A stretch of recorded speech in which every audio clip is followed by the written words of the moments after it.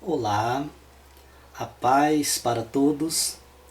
Neste vídeo nós vamos falar sobre o ofício do pastor.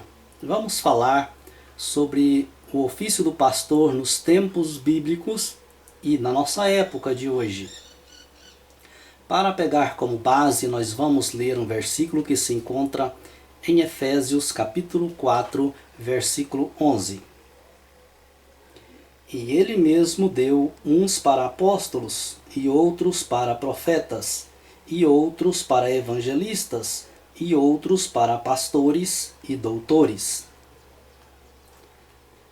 Bom, nesse versículo dizem os teólogos que estes dons aqui estão enquadrados entre os dons ministeriais e não dons do Espírito. Conforme 1 Coríntios capítulo 12, do versículo 8 ao 10. Se realmente esses dons aqui não são dons do Espírito, então são de quem? Quem deu esses dons? Eles dizem que são dons ministeriais para dar base, né, à hierarquia na religião. Que primeiro deu para apóstolo, né, e outros para profetas. Interessante nesse versículo que o que esse dom ministerial de profeta está fazendo aqui nesse versículo. Eu nunca vi nenhuma igreja ter, por exemplo, na escala ministerial, profetas. Ou você já viu? Eu já vi diáconos, presbíteros, evangelistas, pastores, bispos, apóstolos, mas cadê o de profeta? Então não se trata de dons ministeriais na área da hierarquia, conforme eles dizem. Isso aqui são dons, habilidades que o Eterno concedeu ao seu povo. Mas vamos, por enquanto, falar especificamente sobre pastores, que vai valer da mesma forma para os demais dons aqui. Para nós entendermos bem, precisamos compreender o que significa a palavra pastor. A palavra pastor está ligado à palavra pasto. A tradução mais simplificada desta palavra é aquele que conduz ao pasto. Observe bem, amados, que eu nunca vi, nem na Bíblia e nem em lugar nenhum, o pastor conduzir o pasto às ovelhas. Porque a sua função é conduzir as ovelhas ao pasto e não conduzir o pasto às ovelhas. Se o pastor conduz o pasto às ovelhas, ele vai tratar as ovelhas num confinamento. Aí as ovelhas vão ter que comer o que ele der, a hora que ele der, como ele der. E elas não poderão fazer nada. Mas se o pastor conduz as ovelhas ao pasto, elas vão comer conforme elas precisam. Vão escolher o alimento que vai ingerir. Então esta é a forma correta. Mas vamos entender a forma que o nosso Salvador disse a respeito deste assunto. Lá no Evangelho de João, capítulo 10, versículo 16. Ainda tenho outras ovelhas que não são deste aprisco.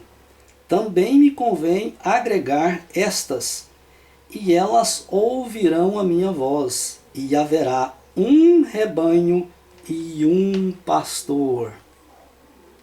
Observe bem que haverá um rebanho e um pastor.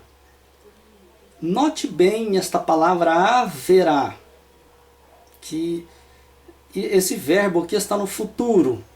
Ele não estava falando do presente, não era do seu tempo, nem do tempo dos apóstolos. Ele estava falando de um tempo futuro. Haverá. É uma profecia aqui, uma promessa que ele fez. Que haveria um só rebanho e um só pastor. Agora, naquela época, que o nosso Salvador andou, e no tempo dos apóstolos, sim, havia congregação naquela época para ouvir a palavra? Sim, até mesmo no tempo dos apóstolos. Porque existia um motivo porque precisava de um ofício de pastor naquela época. Era uma necessidade para aquele tempo. Porque o povo naquela época não tinha em suas casas, né, as escrituras. Eles não tinham rolos de livros das escrituras em suas casas. Eles não tinham nas suas casas as cartas que Paulo escrevia, por exemplo. Era necessário haver uma pessoa responsável para reunir o povo e ler as cartas, ler as escrituras diante da congregação. Era o único meio do povo ouvir algo a respeito das escrituras. Era o único meio naquela época de ouvir algo acerca do eterno. Era numa congregação. É por isso que está escrito: para não deixar a vossa congregação como é costume de alguns. Porque se eles deixavam a congregação, eles não iam mais ouvir as palavras das escrituras. Porque ninguém tinha Bíblia em casa. É por isso que está escrito também: obedecei os vossos pastores. Porque era uma necessidade da época. Mas o Salvador aqui, no Evangelho de João, no capítulo 10, versículo 16, fala de um tempo futuro. E eu digo com toda certeza que esse tempo chegou. Nós estamos vivendo esse período em que haverá um só rebanho e um só pastor. Sabe por quê? Porque as escrituras agora, nos tempos de hoje, não é mais privilégio de uma pessoa só. As escrituras hoje está dentro de cada casa. Esse é o pasto. Esse é o pasto ao qual o pastor conduzia o rebanho para se alimentar deste pasto. Agora, não vai adiantar você ter este pasto se você usar ele como desodorante, como enfeite de uma estante, usar como recheio de gaveta. Não vai trazer nenhum resultado nutritivo para a sua alma. Mas se você abrir este pasto que está dentro da sua casa e se alimentar dele, então a tua alma se fartará.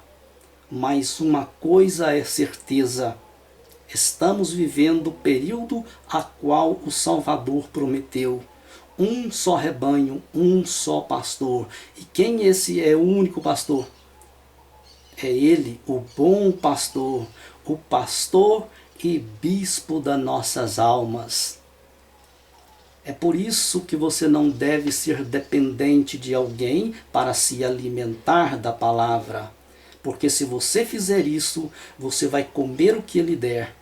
Você vai se alimentar do que ele der, a hora que ele quer, como ele quer. Mas se você for direto às escrituras, você vai conseguir extrair dela o verdadeiro pasto nutritivo. Faça isso, meu prezado.